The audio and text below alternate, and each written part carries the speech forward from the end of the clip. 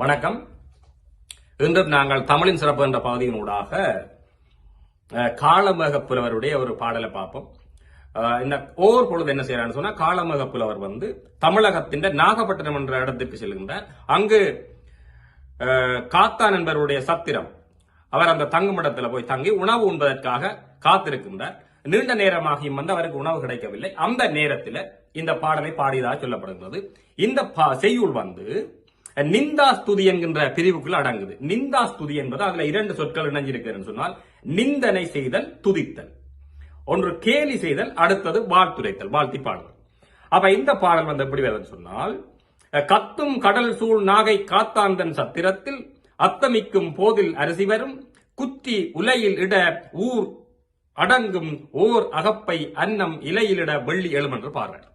இதுல கேலியான பொருளாக, நிந்திக்கிற பொருளாக என்ன விளக்கம் சொன்னால், கத்தும் கடல் சூழ், அதாவது ஆர்ப்பரிக்கின்ற கடல் சூழ்ந்த அந்த நாகப்பட்டினம் என்கின்ற ஊரிலே வாழுகின்ற காத்தானுடைய அந்த தங்கும் மடத்திலே அத்தமிக்கும் போதில், அதாவது பொழுது சாய்கின்ற வேளையில தான் அங்கு அரிசி வரும் சொல்றார். அந்த அரிசி என்பது அங்கு நெல்லுக்கு ஆகி வருகின்றது.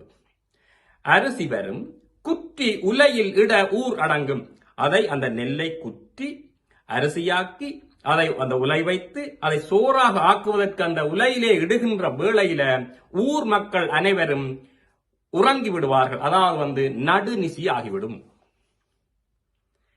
அந்த சோறாக உருவாகி ஓர் அகப்பை அன்னத்தை அந்த விருந்தினர்களுக்கு கொடுக்கின்ற வேளையில வெள்ளி எழும். வெள்ளி எழும் சொன்னால் விடிவெள்ளி தோன்றிவிடும் சொன்னால், அதாவது உணவு கொடுப்பதற்கு ஒரு நாள் பொழுதே ஆகும் என்று நிந்தனையாக பாடுகின்றார். அப்ப இந்த பாடலை பாடின உடனே அந்த காத்தானுடைய செவிகள்ல இந்த பாடல் விழுகுது.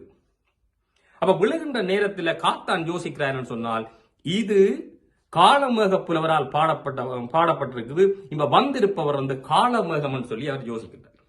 உடனே அந்த புலவர்கிட்ட சென்று சொல்றார், இதை மாற்றி பாடுகன்னு சொல்லி. அதே இடத்துல என்ன செய்யறான்னு சொன்னால், பாடலை மாற்றாமல் காளமேகம் அதற்கு மாற்றி நல்ல துதித்து பொருள் சொல்கின்றார். கத்தும் கடல் சூழ் நாகை காத்தாந்தன் சத்திரத்தில், அதாவது கடல் சூழ்ந்த இந்த கடல் அலைகள் ஆர்ப்பரிக்கின்ற ஓசை எழுகின்ற அந்த நாகப்பட்டினத்திலே வாழுகின்ற இந்த காத்தானுடைய சத்திரத்திலே அத்தமிக்கும் போதில் அரிசி வரும். ஊர்ல பஞ்சம் தலை விரித்து ஆடுகின்ற வேளையில எவரிடமுமே உணவு இல்லை என்று சொல்கின்ற நிலை வந்தாலும் இவரிடம் அரிசி வரும், உணவுப் பொருட்கள் இருக்கும். அந்த சோறு ஆக்குகின்ற வேளையில ஊர் அடங்கும் என்று சொன்னால் அவர்கள் அமைதி பெறுவார்கள். பசி கொடுமையில துடித்துக் கொண்டிருப்பவர்கள் எல்லோரும் அமைதி பெறுவார்கள். உணவு தயாராகி கொண்டிருக்கிறது சொல்லி அவர் ஊர் அடங்கும். குற்றி உலையில் இட ஊர் அடங்கும். ஓர் அகப்பை அன்னம் இலையிலிட வெள்ளி எழுமன் சொன்னால், அந்த அன்னத்தினுடைய, அதாவது சோற்றினுடைய அந்த நிறத்தை குறிப்பிடுகின்றார். அந்த சோற்றினுடைய வெண்மை தன்மையை பார்த்த விடிவள்ளி வெட்கி தலை குனிந்து ஓடிவிடுமன் சொன்னால், அவ்வளவு வெண்மையான சோற்றை அவர் விருந்தினர்களுக்கு கொடுப்பார் என்று சொல்லுகின்றார். அந்த பாடலை மீண்டும் ஒரு தடவை பார்ப்போம். கத்தும் கடல் சூழ் நாகை காத்தாந்தன் சத்திரத்தில் அத்தமிக்கும் போதில் அரிசி வரும் குற்றி உலையிலிட ஊர் அடங்கும் ஓர் அகப்பை அன்னம் இலையிலிட வெள்ளி எழும். நன்றி. மீண்டும் ஒரு பாடல்ல சந்திப்போம்.